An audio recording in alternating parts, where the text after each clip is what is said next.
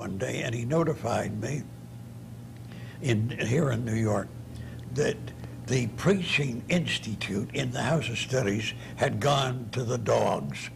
And he said, Ray, he said, you have a distinctive style of preaching.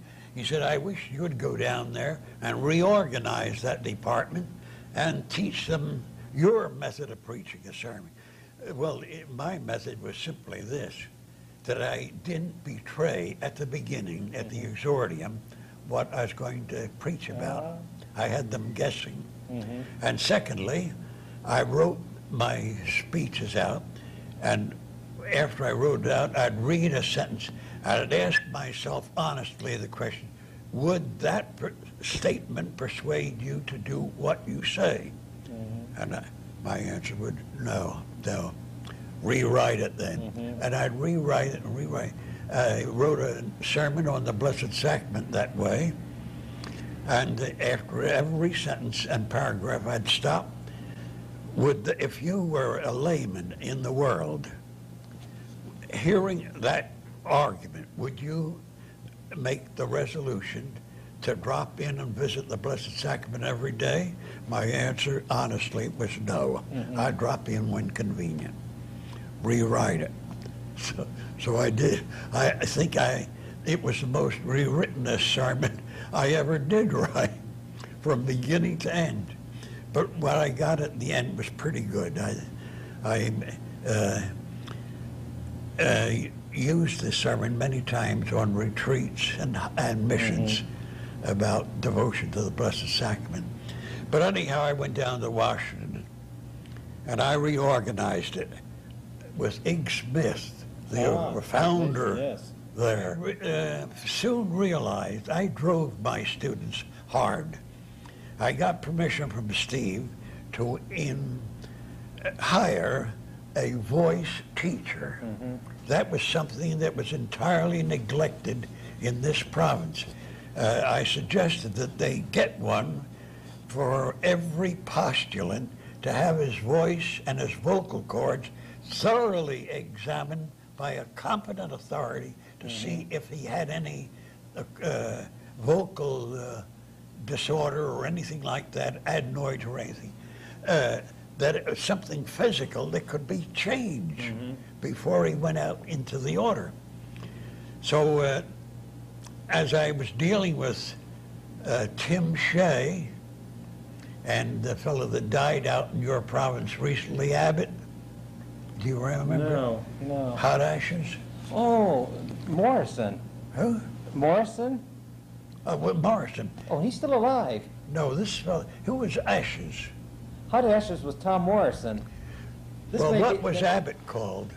Abbott, I recall no Abbott. He went out there. He was a lawyer and joined the order after he started the practice of law. Well, he was there in the class, a little older than most of them.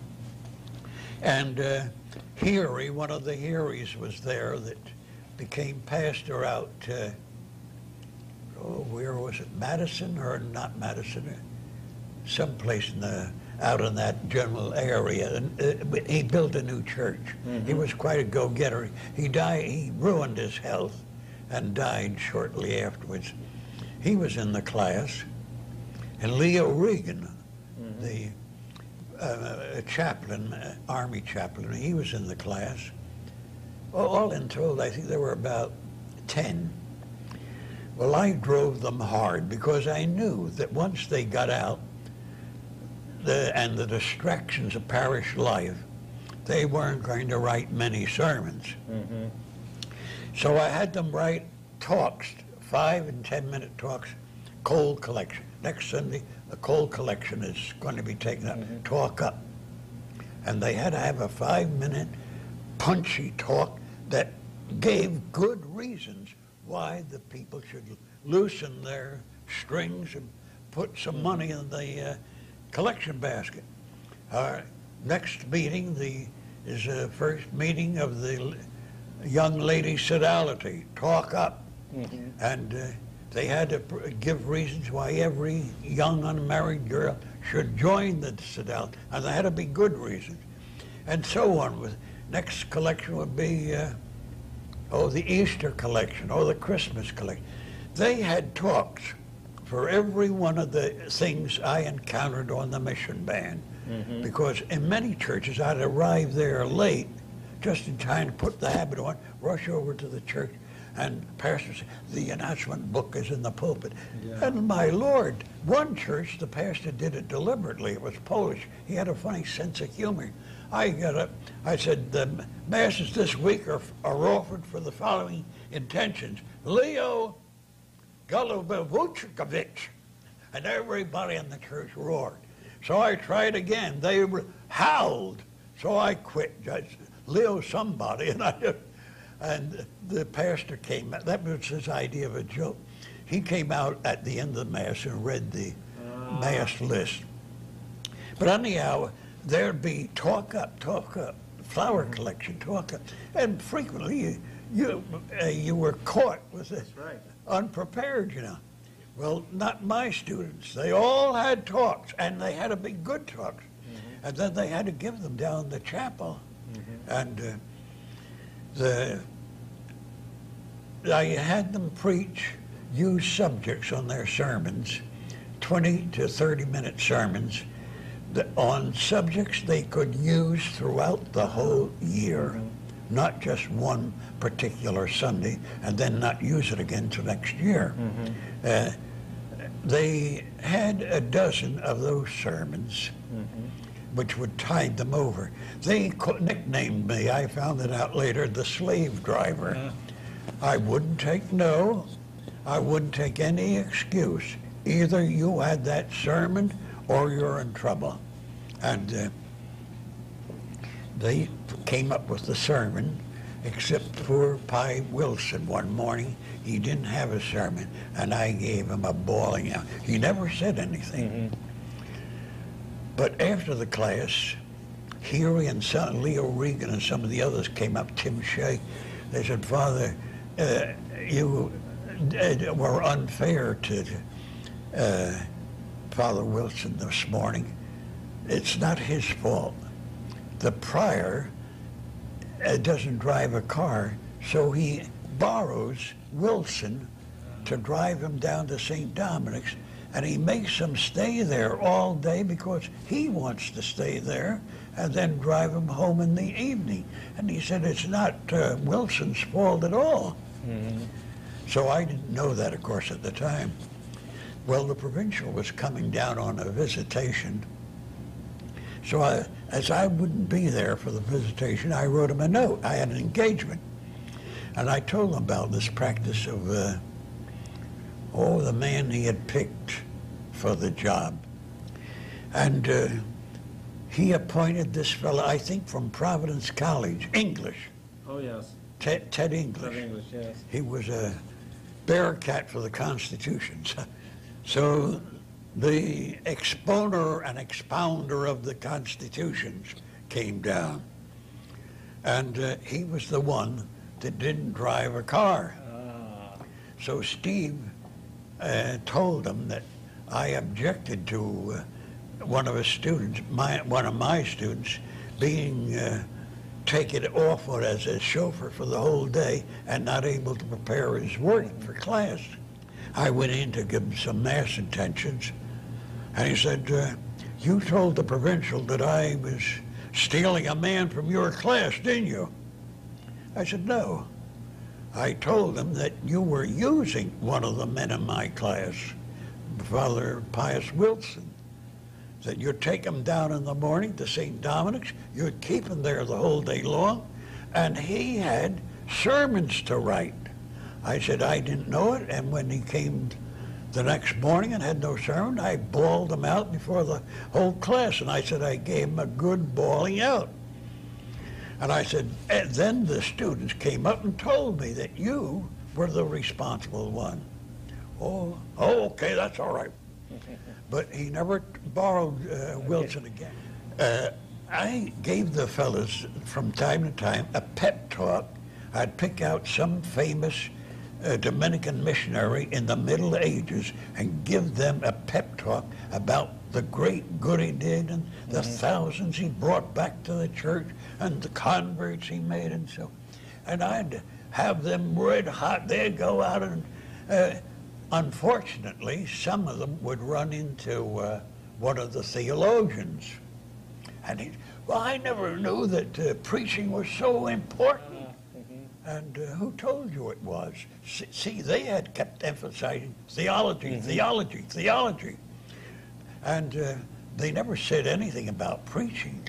So the men thought, the students thought, that preaching was a very minor, unimportant thing. I turned the horse around, put the cart in its right place. I said preaching was the fundament, and the order was founded primarily for preaching. St. Dominic went everywhere preaching, preaching. I said, you tell me one place where he delivered a theological sermon. I said, he preached. And I said, that's the glorious thing that the apostles did, preach the word of God. I said, you can't do anything greater than that, to bring some sinner back to God. So I'd get them all worked up, and they'd work like Trojans until they'd mentioned to one of the professors, oh, I never knew preaching was so valuable. Who told you, Father Bonniwell? And they'd just smile. They wouldn't say anything, just smile. And of course, my students, seeing it, were not fools. They knew it was, oh, well, he has to say that sort of thing. And I'd go into class. The minute I entered the classroom, I could tell that something had happened. I didn't know what, but they had lost interest, enthusiasm. And then I'd find out that one of the fathers, theologians, had just smiled sarcastically, and that did the trick.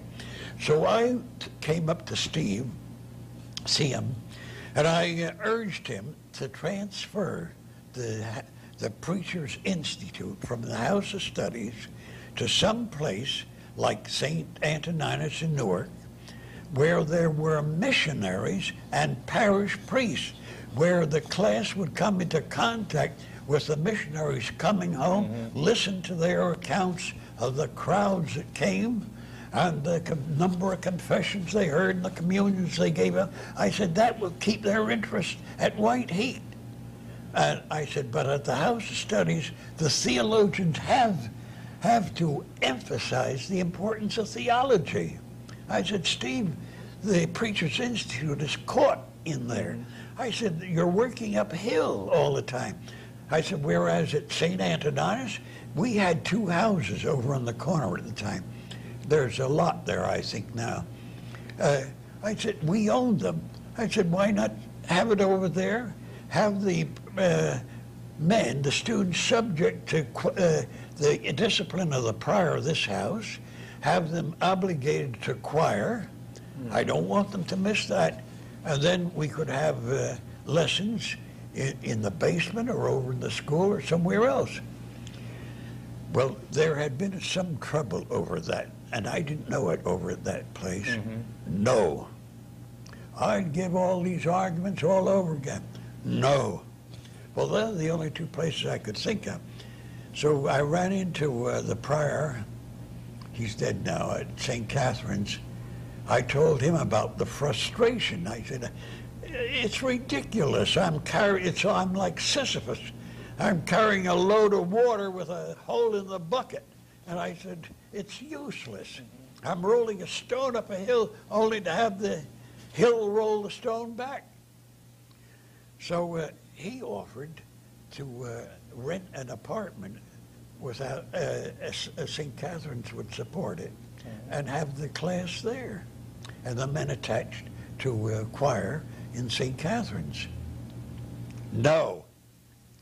I didn't know what in the world was behind, and his secretary, Father Reese, never told me. Until I had resigned, I said, well, Steve, I hand in my resignation. I said, this work is absolutely absurd. I work like a dog trying to stir up their enthusiasm. I get it stirred up. I said, then one of the theologians comes along and grins at them, and the enthusiasm is gone. So I said, I'd like to get another job. So Steve gave me time to cool off. I still wanted another job, so I was put back on the mission band. And Eastern band this time. This time Bird was no. Oh, what was his name? One of the old missionaries was head. Shields, Aloysius Shields. Very pleasant fella. So life under him was very pleasant. He and Mackin and I used to go on many a mission together, and I went on missions with Ali Shields, and he was a good worker, and he didn't impose on you in any way. He did his fair share of the work. Well, that went on for, I don't remember. Oh, yes. Meanwhile, another factor came up. I was working on the missions in my spare time on my book, The History of the Liturgy. And I'd take photostats with me, and while the others were down hobnobbing with the pastor, I was studying my manuscripts from abroad, working on typing the pages. Well, I finally told Steve, I said, Steve, he said, when are you going to get that book ready? You've been working on it for 15 years. I said to Steve, I can't do it while I'm on the mission band or retreat band. And I said, with the utmost difficulty on parish work, I said, could I be detached and just assign that work, finish the book? He said, yes. So. But how did the book begin, though, Father? Had you been just slowly